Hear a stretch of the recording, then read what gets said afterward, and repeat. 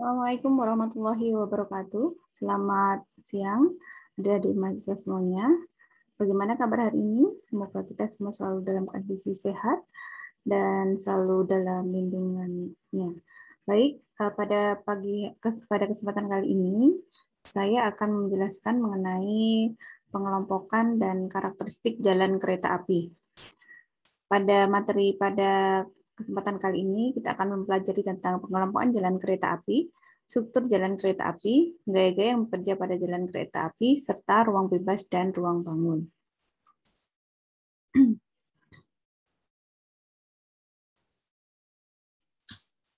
Yang pertama adalah struktur jalan kereta api. Nah, kalau kita lihat di gambar di sini ada jalan kereta api yang diambil potongannya ya. Ini ada potongan jalan kereta api. Kemudian ini tampak atasnya. Nah, dalam potongan jalan kereta api ini ternyata jalan kereta api ini memiliki struktur-struktur tertentu ya, beberapa bagian-bagian tertentu. Yang pertama kita lihat dari paling atas dulu. Yang paling atas ini adalah rel ya, yang paling bisa kita lihat. Kemudian ada bantalan. Kemudian di bawahnya bantalan ini ada kerikil-kerikil yang disebut sebagai balas. Nah, balas ini bisa ada dua tingkatan. Yang pertama adalah balas atas, yang kedua adalah balas bawah atau subbalas. Nah, kemudian pada bagian paling dasar atau paling bawah ini adalah tanah asli atau tanah dasar. Nah, bisa juga di sini diberikan pelindung lereng supaya tanah kerikilnya itu tidak lari atau tidak lepas. Itu dia tentang struktur jalan rel. Kita lanjutkan. Nah, susunan jalan rel ini kalau disambung menjadi panjang, ini disebut jalur sepul atau track. Kemudian sepur terletak di atas balas, di bawahnya terdapat subgrade seperti yang tadi sudah saya berikan keterangan. Kemudian saat kereta api melintas, susunan sepur sampai dengan tanah dasar harus mampu menahan gaya-gaya vertikal maupun gaya-gaya horizontal. Apa itu gaya-gaya vertikal dan gaya-gaya horizontal yang harus disalurkan oleh lapisan-lapisan di bawah dari rel ini? Mari kita lihat seterusnya. Nah, ini dia. Gaya vertikal adalah gaya yang berasal dari atas ya, dari atas kereta api. Bisa jadi berasal dari berat kereta api itu sendiri. Kemudian misalnya di situ ada gerbong, bisa berasal dari gerbongnya, maupun gaya lokomotif maupun gaya keretanya, dan kemudian dikalikan dengan suatu faktor dinamis atau di sini disebut sebagai IP. Lalu bagaimana dengan gaya horizontal?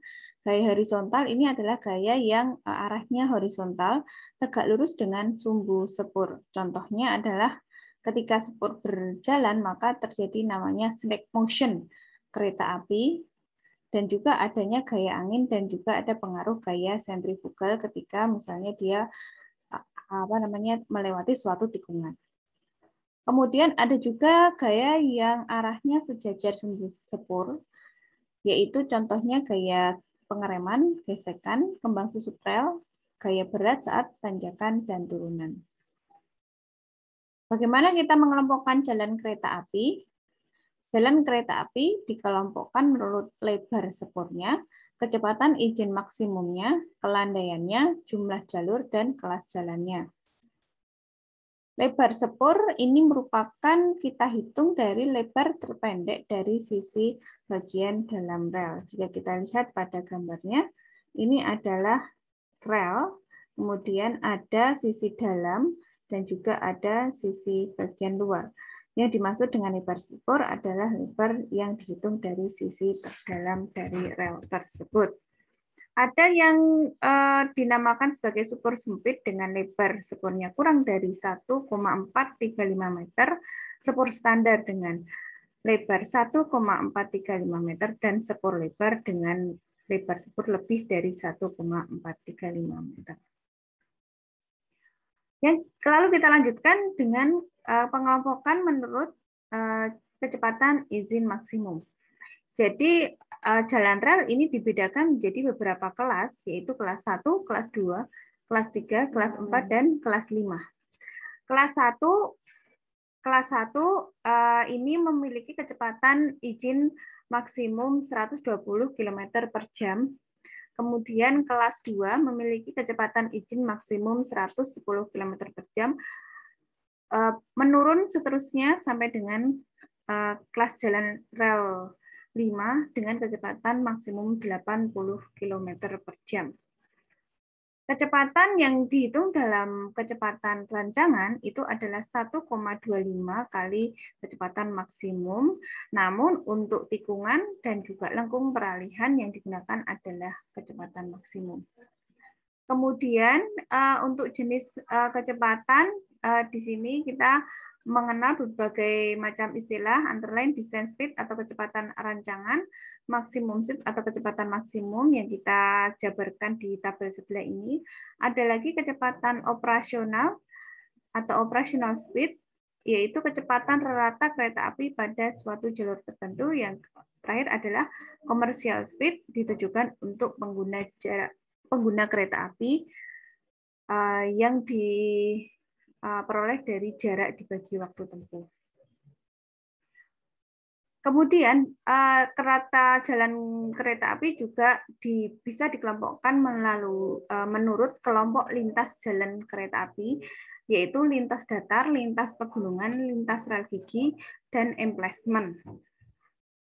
Lintas datar memiliki kelandaian di sini 0 sampai 10 per mil, ya, bukan persen tapi per mil. Seterusnya sampai dengan di emplacement ini sangat kecil karena di emplacement ini banyak kereta api yang berhenti untuk menaik dan turunnya penumpang, yaitu 0 sampai 1,5 per mil. Kemudian bagaimana dengan pengelompokan menurut jumlah lajur? Di sini ada jalur tunggal atau single track, di mana jumlah jalur pada lintas bebas adalah 1, tapi dia melayani kereta api 2 arah. Ada juga kereta api double track atau jalur ganda, di mana jumlah lajur pada lintas bebas adalah 2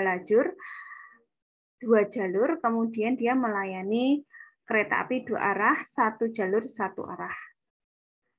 Bagaimana dengan pengelompokan menurut kelas jalan rel? Di sini kita lihat juga, karena tadi kita sudah mengelompokkan menurut kelas jalan sesuai dengan kecepatan maksimumnya. Nah, di sini ada juga yang istilah yang dinamakan dengan kapasitas angkut lintas. Nah, jika kapasitas angkut lintasnya yang dilewati oleh rel itu lebih dari 20 kali 10⁻⁶ ton per tahun, maka jalan rel tersebut tergolong sebagai kelas jalan rel 1. Nah, apabila lalu lintas dari jalan rel tersebut kapasitas maksimumnya adalah 10 sampai 20 kali 10⁻⁶ ton per tahun, maka dia digolongkan sebagai kelas jalan rel 2 dengan kecepatan maksimum 110 km per jam.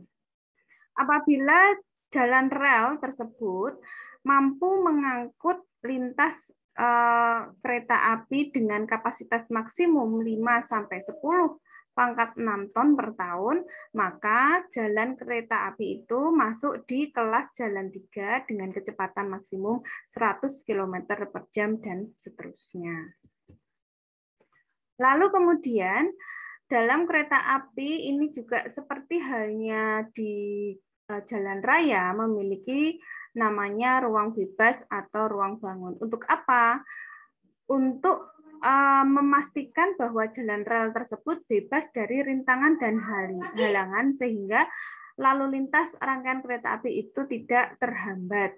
Pertimbangannya adalah yang ruang gerak kendaraan di atas rel, pelebaran jalur saat melewati tikungan, ukuran kalau misalnya ada peti kemas lewat, gerbong peti kemas lewat, itu harus bebas hambatan, bebas halangan, rintangan. Kemudian apabila di sini ada saluran listrik, ya saluran listrik ini jangan sampai mengganggu kereta api, makanya harus saluran listrik ini harus diletakkan di luar ruang bebas kereta api. Kemudian ada peron untuk barang maupun penumpang. Nah, ini dia ukuran dari ruang bebas dari jalur rel untuk single track. Di bagian yang lurus, kalian bisa lihat ini angka-angkanya ya, bagaimana lebarnya, tingginya, dan lain sebagainya. Ada batas 1, batas 2, batas 3, batas 4, dan seterusnya. Nah, ini adalah ruang bebas untuk kereta api yang melewati daerah tikungan untuk single track. Lalu yang ini adalah ruang bebas untuk kereta api yang lewat di jalur ganda. Untuk lintas datar, di sini ketinggiannya sampai dengan 5 plus 045 sampai dengan ini di sini, kemudian yang paling atas ini adalah 6 meter ya, 6 meter dari nolnya dari atas relnya. Kemudian ini adalah ruang bebas untuk double track tapi yang ada di daerah tikungan. Bagaimana dengan ruang bangun? Ruang bangun merupakan ruang di sisi sepur yang senantiasa bebas dari segala bangunan tetap seperti tiang semboyan, tiang listrik, dan pagar. Batas ruang bangun diukur dari sepur pada tinggi 1 meter sampai dengan 3,55 meter. Jarak ruang bangun ditetapkan sebagai berikut. Pada lintas bebas 2,35 meter sampai 2,535 meter ini ya, di kiri dan kanan sepur. Kalau sampai dengan 2,53 meter ya, benar, di kiri dan kanan sepur. Kemudian pada emplasan 1,95 meter sampai 2,35 meter di kiri dan kanan sepur. Di jembatan 2,15 meter di kiri dan kanan sumbu sepur. Nah, demikian materi tentang pengelompokan dan karakteristik jalan kereta api. Kita telah mempelajari struktur jalan rel yang terdiri dari rel, ada balas, penambat, sampai dengan tanah dasar, kemudian kualifikasi jalan rel, menurut kecepatannya, menurut jumlah jalurnya, dan lain sebagainya, dan juga dimensi ruang yang terdiri dari ruang bebas dan ruang bangun. Demikian materi yang dapat saya sampaikan. Wabillahi taufiq wal hidayah. Wassalamualaikum warahmatullahi wabarakatuh.